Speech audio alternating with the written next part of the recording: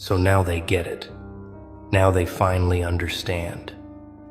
Welcome back. You beautiful architects of chaos. You misunderstood strategists. You silent players who've been operating on a level they couldn't comprehend. Yeah, you, the one they called impulsive, the one they labeled emotional, the one they swore was spiraling. Funny how the narrative shifts when the smoke clears, isn't it?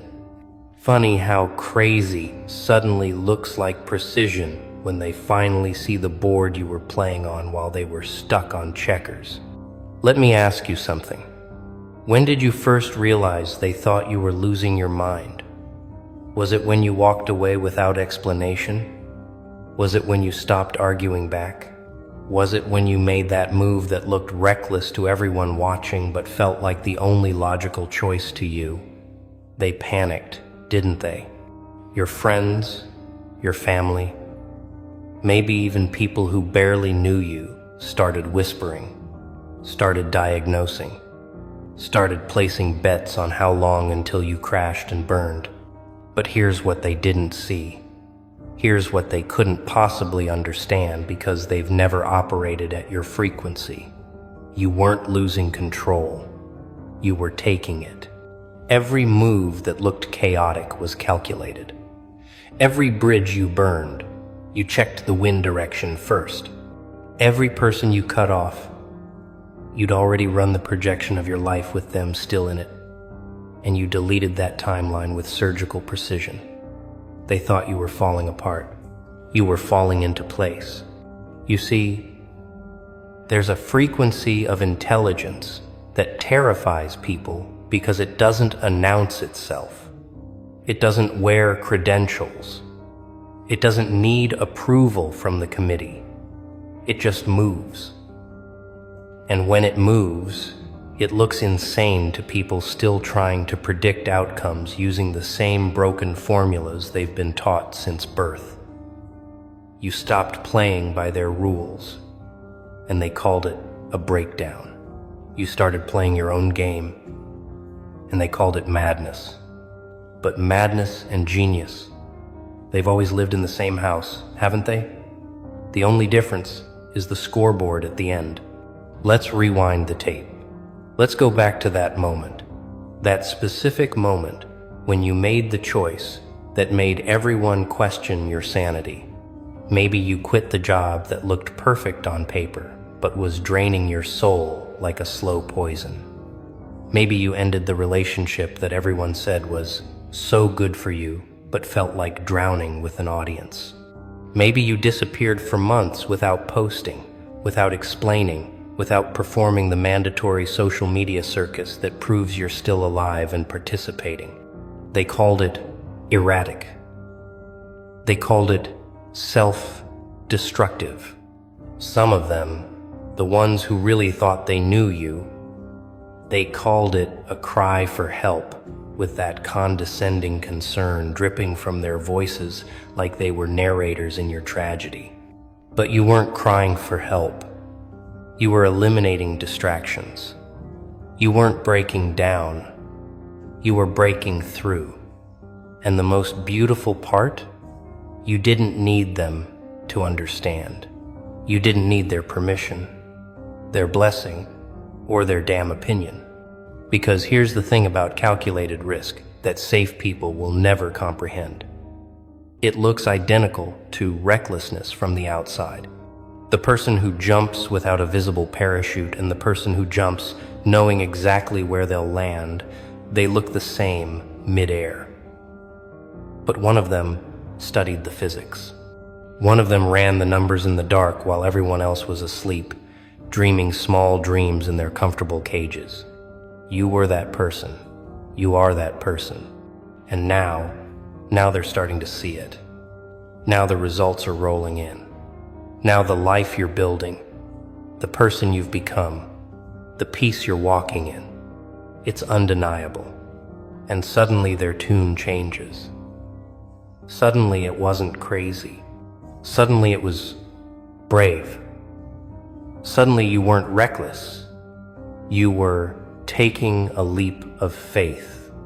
Suddenly, the same people who questioned your sanity are asking for advice, asking how you did it, asking if you can help them make their own bold moves. But you know what's really happening here, don't you? You know what this recognition actually means?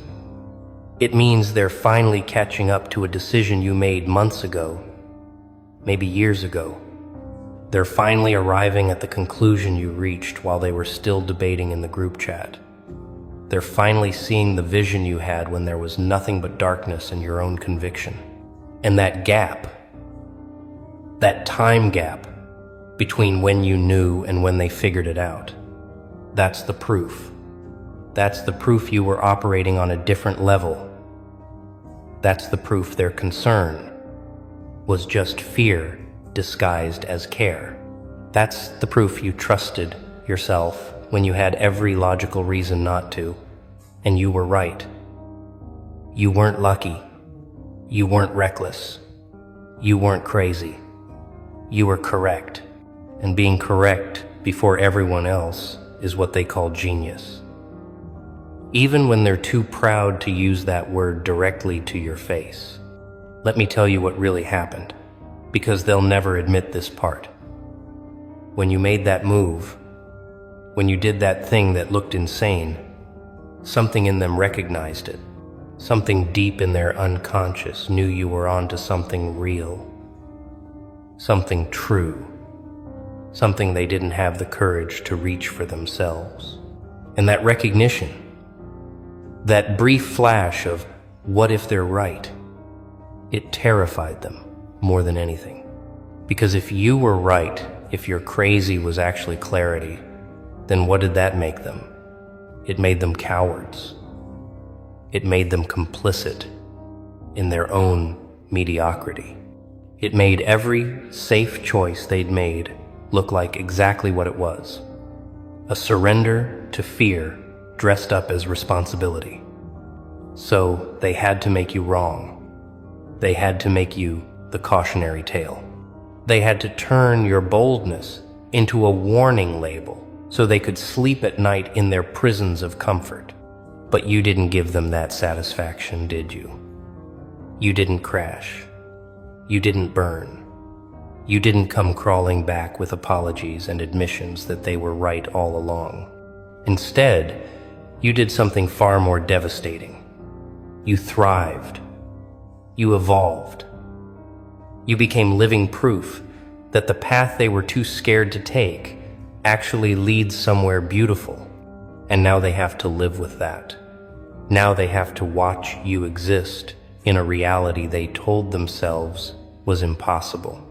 And here's the part that really twists the knife. You're not even mad at them anymore. You're not holding grudges. You're not waiting for apologies that will never come. Because somewhere along your journey, you realized something that changed everything. Their doubt was never about you. It was always about them. Their fear was always their own. Their need to call you crazy was always their need to feel sane in their own stagnation. So now when they come back, when they slide into your messages with, "Hey, I've been thinking about you," or "You look really happy," or "Can we talk?" you see it for what it is. It's not reconciliation. It's reconnaissance. They're not checking on you. They're checking if the rules they've been living by are actually real, or if you found a way to break them without consequences. They're studying you now, the way they should have trusted you then. And some of them, the really bold ones, they'll try to rewrite history. They'll claim they always believed in you. They'll say they knew you'd figure it out. They'll position themselves as supporters who were there all along, just quieter than the doubters. But you remember.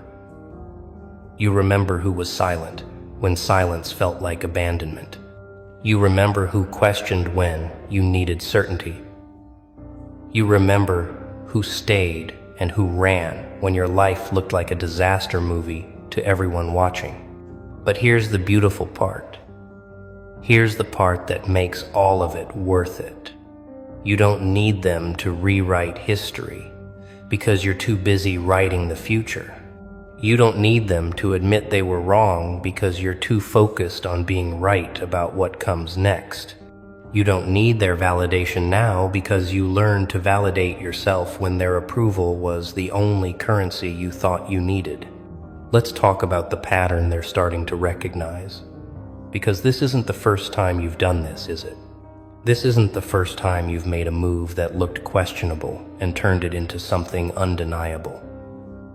You have a history of this, a track record of seeing around corners that haven't been built yet, a reputation, whether they acknowledge it or not, for being right in ways that take time to prove.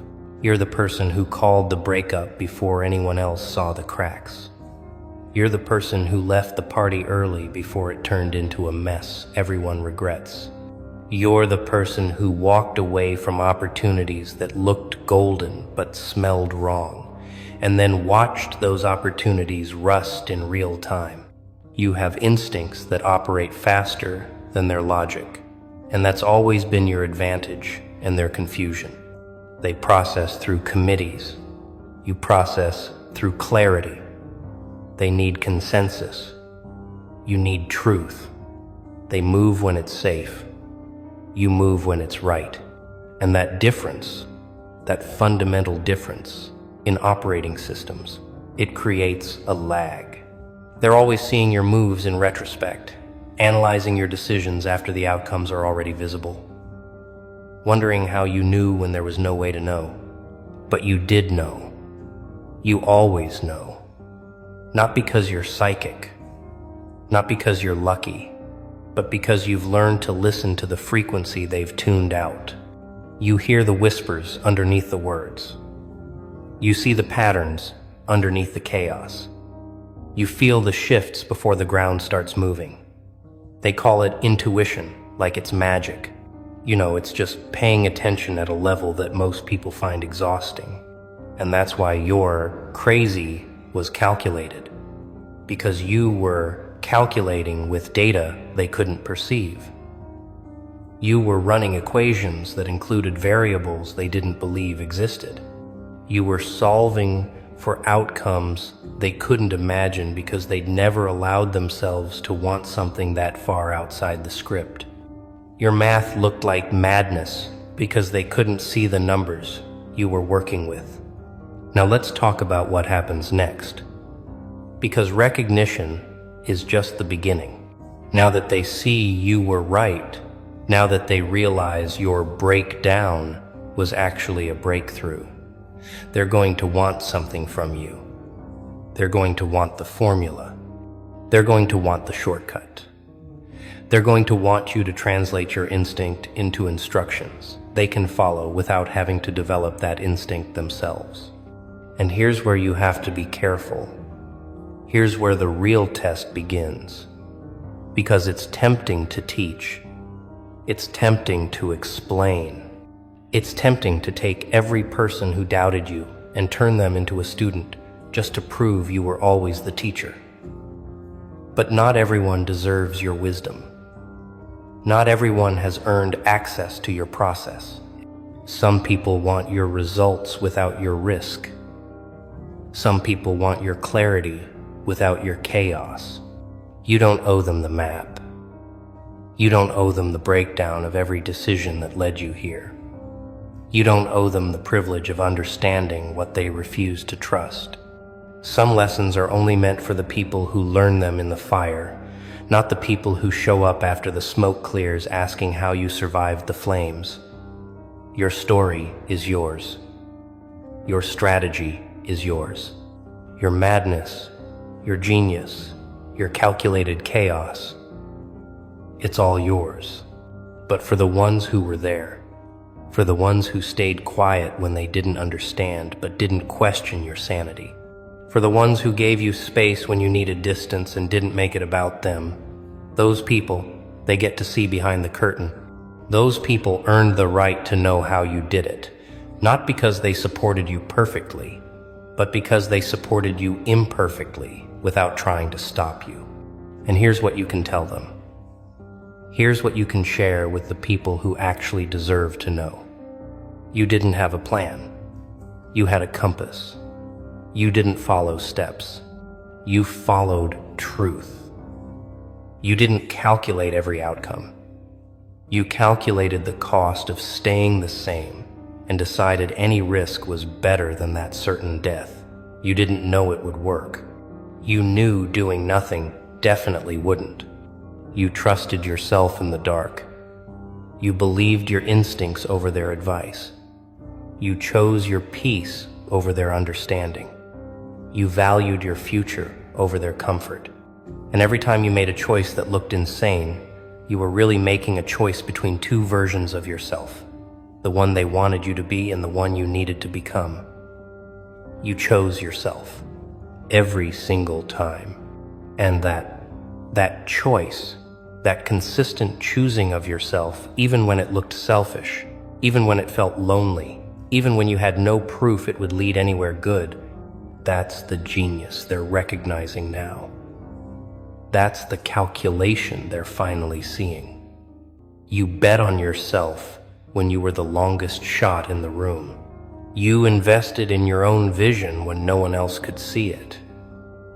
You held the line when everyone else was telling you to retreat. Now they want to know how you had that kind of faith.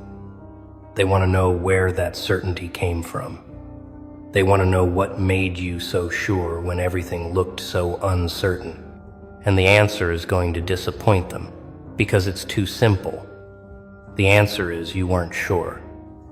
You were committed. There's a difference. Certainty is knowing the outcome. Commitment is moving forward without it. You didn't know it would work. You decided it had to. You didn't know you'd survive. You decided survival was non-negotiable. You didn't know you'd win. You decided losing wasn't an option you'd entertain. And that decision, that refusal to accept the version of your life where you stayed small, where you played safe, where you died slowly in comfort, that was the real calculation. Let's go even deeper. Let's talk about the specific moments they called crazy that you knew were necessary. Remember when you stopped explaining yourself? When you just started moving without the mandatory press conference about your intentions? They called it secretive. They called it suspicious. Some of them called it arrogant. But you knew something they didn't. You knew that explanation dilutes execution. You knew that every time you justified your moves to people who couldn't see your vision, you were giving them ammunition to talk you out of it. You knew that their questions weren't coming from curiosity, but from fear. And their fear was contagious, so you stopped speaking their language. You stopped translating your future into terms they could understand. You let your actions do the talking, and you let time do the teaching. And when you walked away from people without closure, without the dramatic final conversation, without the tidy ending they thought they deserved, they called it cold. They called it cruel. They said you ghosted like you were the villain in their story. But you knew something about closure they didn't. You knew that some doors don't need to be ceremonially shut. Some doors just need to be left behind while you keep walking.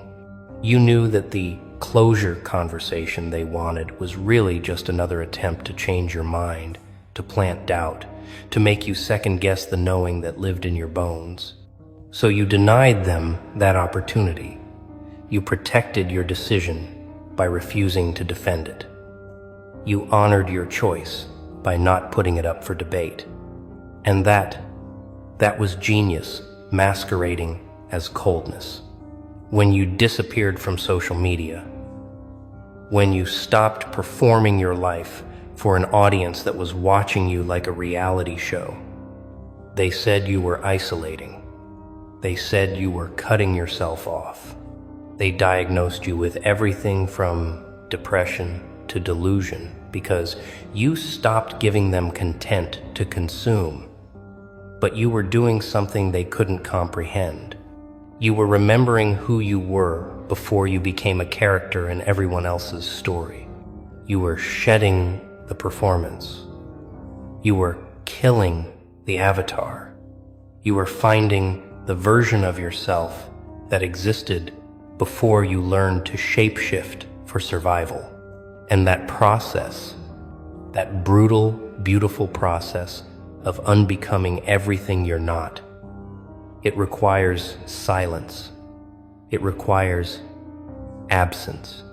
It requires you to be so unavailable to their narratives that you can finally hear your own voice underneath all the noise.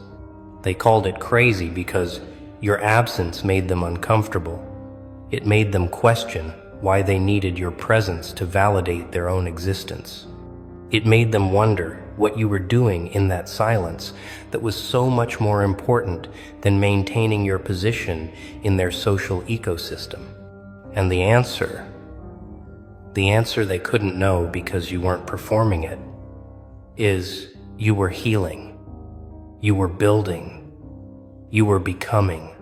Now let's address the moment that really confused them, the moment you stopped fighting.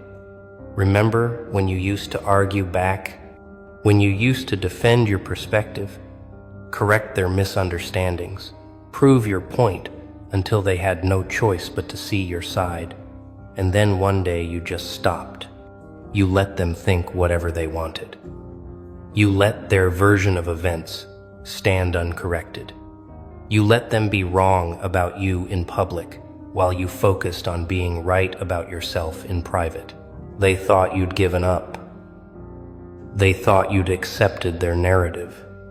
Some of them thought they'd finally broken you into submission. But you hadn't surrendered. You'd transcended. You realized that their opinion of you was none of your business. You realized that defending yourself to people committed to misunderstanding you was like trying to teach physics to a brick wall, possible in theory, pointless in practice. So you withdrew your energy from that battlefield. You stopped fighting for your reputation in the court of people who'd already made their judgment.